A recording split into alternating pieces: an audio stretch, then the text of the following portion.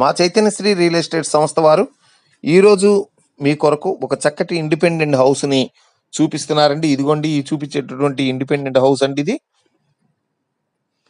చక్కటి ఇంటి నిర్మాణం అండి. ఇది east and north corner bit అండి. ఇది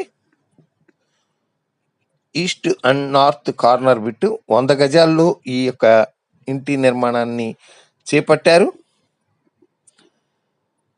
33 అడుగులు రోడ్డు ఉందండి.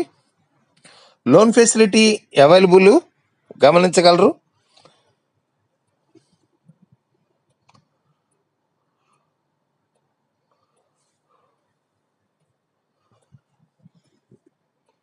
గమనిస్తున్నారా?